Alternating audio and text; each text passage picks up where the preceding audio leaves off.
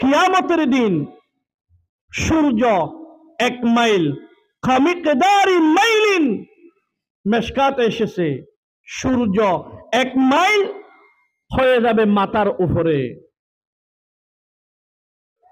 এমন একটি মুহূর্ত, কারো গাম হবে 1 গলা পর্যন্ত, কারো গাম হবে 1 হাত পর্যন্ত, কারো গাম হবে 1 সিনা পর্যন্ত, কারো গাম হবে 1 নাক পর্যন্ত। সবাই ইয়া নফসি করবে। বিভীষিকাময় মুহূর্ত। এক বর্ণনায় এসেছে, এক দাঁড়ানো অবস্থায় 40,000 বছর চলে যাবে। সবাই হাওমাও করে কান্না করবে। মাথার মগজ গলে টকবক করে, ব্যাটারির পানি যেইভাবে এইভাবে টকবক করে, সেই রকম করে মাথার মগজ টকবক করে, নাগের ডগা দিয়ে মাটিতে টপ টপ পড়ে পড়বে। মানুষ বেহুশ হয়ে যাবে, সূর্য মাথার উপরে এসে যাবে। কেউ 1 সিনা পর্যন্ত গামের মধ্যে থাকবে নিজের আমল অনুযায়ী। এমন সময় আল্লাহ রাব্বুল আলামিন কিছু মানুষকে স্পেশালি ছায়া দিবে। হাদিস শরীফে এসেছে, সাবআতুন ইউযিল্লুহুমুল্লাহু ফি যিল্লিহি ইয়াওমা লা যিল্লা ইল্লা যিল্লুহু।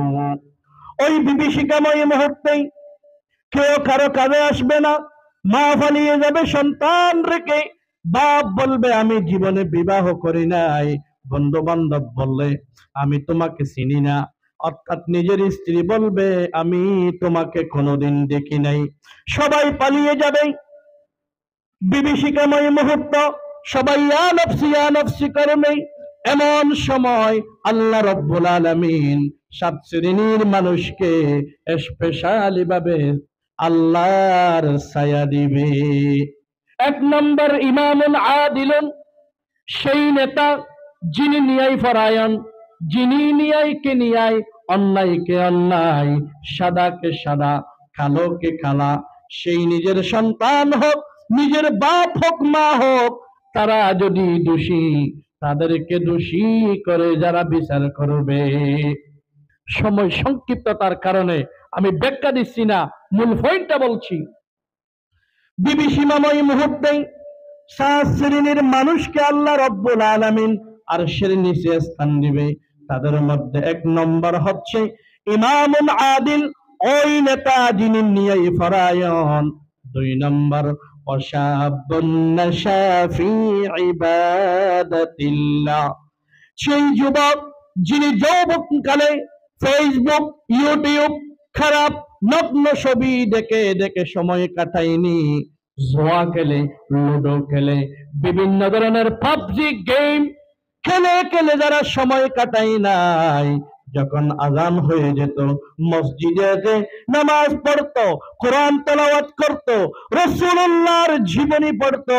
অর্থাৎ যারা যৌবনকালে আল্লাহর ইবাদত করে সময় কাটিয়েছে সেই যুবক। 3 নম্বর ওয়ারাজুলুন কলবুহু মুআল্লাকুম বিল মাসাজিদ, ওই ব্যক্তি যিনি সব সময় দুঃখে সুখে মসজিদের পাশে থাকত। যখন মসজিদে টাকার প্রয়োজন হতো মসজিদে টাকা দিত। ইমাম মুয়াজ্জিন কিভাবে কাছে না কাছে, তারা যত সময় বেতন পাচ্ছে কিনা, যারা খোঁজ খবর রাখতো, মসজিদের সাথে সব সময় রিলেশন রাখতো, ওই ব্যক্তিকে আল্লাহ রাব্বুল আলামিন ওই বিভীষিকাময় মুহূর্তে আরশের ছায়ার নিচে স্থান দিবে। 4 নম্বর ওয়ারাজুলুন দাআতহু ইমরাতু যাতু মানসাবি ওয়া জামালিন, কোন সুন্দরী মহিলা তাকে প্রেমের অফার করছে, তাকে বলছে আমি তোমাকে ভালোবাসি। সে বলবে দূর দূর, আমি তোমাকে ভালোবাসি না, আমি ভালোবাসি আল্লাহকে। যাদের হৃদয়ে আছে আল্লাহর ভয়, তারা কবু পদ বলে যায় না।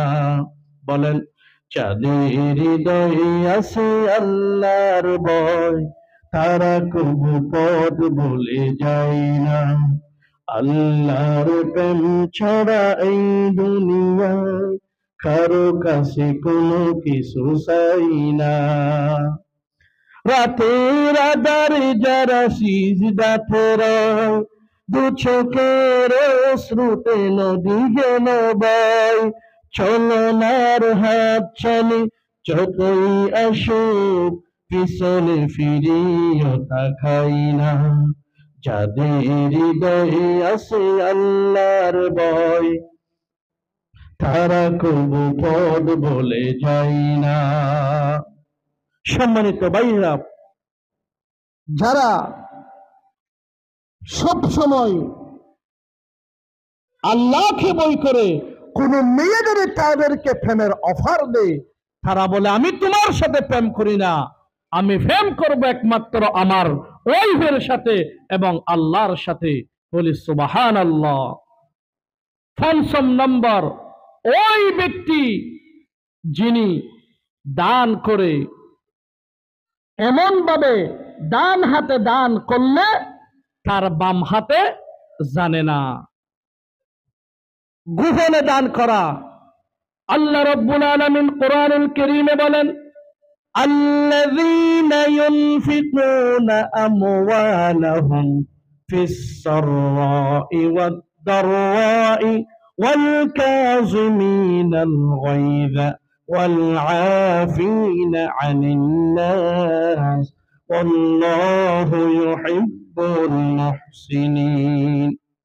আল্লাহর এমন কোন গোলাম আছে যারা সচ্ছল অবস্থায় দান করে এবং অসচ্ছল অবস্থায় দান করে। যখন রাগ ওঠে তারা রাগকে সংযম করতে পারে এবং মানুষকে ক্ষমা করতে পারে। আল্লাহ বলেন আমি তাদেরকে ভালোবাসি। আল্লাহ অন্যত্র বলেছেন, যারা আল্লাযীনা ইউনফিকুনা আমওয়ালাহুম সিররান ওয়া আলানিয়া, যারা গোপনে এবং প্রকাশ্যে দান করে, ফালা খাউফুন আলাইহিম ওয়ালা হুম ইয়াহজানুন, যারা আল্লাহর রাস্তায় প্রকাশ্যে গোপনে দান করে তাদের জন্য পরকালে কোনো ভয় নেই, কোনো চিন্তার কারণ নেই। সম্মানিত ভাইয়েরা, যেই কথাটা আমি বলছিলাম, যারা প্রকাশ্যে গোপনে আল্লাহ রাস্তায় দান করে এবং নিজে সচ্ছল অসচ্ছল অবস্থায়, গরিব হোক বড় লোক হোক, যে অবস্থায় আসে না কেন, যখন এই রকম মসজিদ মাদ্রাসার সবার আয়োজন হয় তখন সে চিন্তা করে না এই সবাই আমি টাকা কিভাবে দেব, তখন সে চিন্তা করে আমি মসজিদে টাকা দেব। হাদিস শরীফ মনে পড়ে গেল, قال رجل جاء رجل إلى رسول الله صلى الله عليه وسلم, এক ব্যক্তি রাসূলুল্লাহ সাল্লাল্লাহু আলাইহি ওয়াসাল্লামের কাছে আসলেন।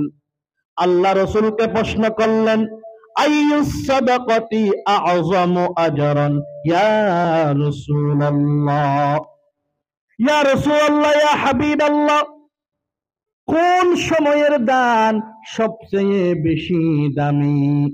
আল্লাহ রাসূল বলেন, ওয়া আনতা সহিহুন, তুমি সুস্থ অবস্থার দান, এই সময়ের দান হচ্ছে সবচেয়ে বেশি দামি। ওয়া তাখশাল ফুকারা, তুমি সুস্থ কিন্তু তুমি টাকা ইনকাম করতে পারো না, তুমি যেইভাবে টাকা ইনকাম করতে, এখন টাকা ইনকাম করার রাস্তা বন্ধ হয়ে গেছে। ওয়া তা'মানুল গিনা, তোমার ভয় হচ্ছে যেই সম্পদ আমার আছে, আমি যদি টাকা ইনকাম করতে না পারি আমার সম্পদ শেষ হয়ে যাবে, আমি গরিব হয়ে যাব।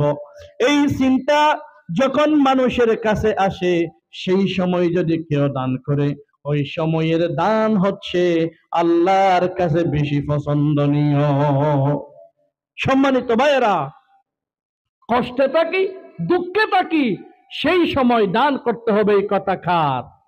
আল্লাহ রাসূলকে প্রশ্ন করা হলো কোন সময়ের দান সবচেয়ে বেশি দামি, আল্লাহর কাছে গ্রহণযোগ্য? আল্লাহ রাসূল বলেছেন, ওয়া আনতা সহি তাখশাল ফাকরা ওয়া তাগমুলুল গিনা, তুমি সুস্থ টাকা ইনকাম করার ব্যবস্থা নেই, তোমার বই হচ্ছে যেই টাকা আছে এই টাকা হয়তো অল্প দিনের ভিতর শেষ হয়ে যাবে।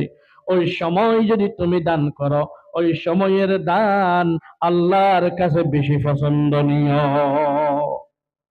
সম্মানিত ভাইয়েরা, এই সভা একমাত্র করার উদ্দেশ্য হচ্ছে এই মসজিদে কিছু টাকা পয়সা উত্তোলন করা। আসুন আমরা নিজের অবস্থান থেকে এই মসজিদ মাদ্রাসায় দান করি। রাসূলুল্লাহ সাল্লাল্লাহু আলাইহি ওয়াসাল্লাম বলেন, একজন মানুষ যখন দুনিয়া থেকে ইন্তেকাল করবে তার সমস্ত আমলের দরজা বন্ধ হয়ে যাবে, কিন্তু এমন একটি আমল আছে যে আমল করার কারণে সেই দুনিয়াতে বসে যেই রকম সওয়াব ইনকাম করত অনুরূপ ভাবে সওয়াব ইনকাম করতে পারবে। এর একটি আমল হচ্ছে মসজিদ মাদ্রাসায় দান করা। রাসূলুল্লাহ সাল্লাল্লাহু আলাইহি ওয়াসাল্লাম বলেন, মান বানা লিল্লাহি মাসজিদান বানাল্লাহু লাহু বাইতান মিসলাহু ফিল জান্নাহ। যদি কেউ দুনিয়াতে একটি মসজিদ নির্মাণ করে, আল্লাহ তার জন্য ওই মসজিদের অনুরূপ একটি ঘর জান্নাতের মধ্যে নির্মাণ করে দেয়। সাহাবায়ে কেরাম কত সেনসিটিভ ছিলেন দেখেন।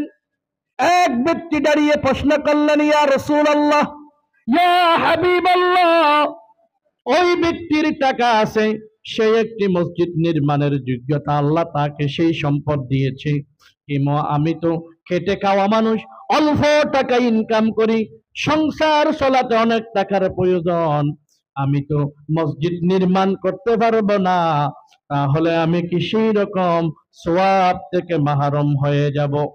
আল্লাহ রাসূল বলেন, আও আসগরা, তুমি যদি একটি যদি দানা পরিমাণও দান করো, অথবা এর সেই ছোট্ট যদি দান করো, তুমি মসজিদে যদি এক ব্যাগ সিমেন্ট কিনে দাও, যদি একটা ইট কিনে দাও, যদি 100 টাকা দাও, 1 টাকা দাও, আল্লাহ রব্বুল আলামিন তোমার জন্য জান্নাতের মধ্যে একটি ঘরের ব্যবস্থা করে দিবে। সুবহানাল্লাহ বলেন। ছোট করে দেখার কোনো কি নেই, কারণ নেই। এখন আমাদের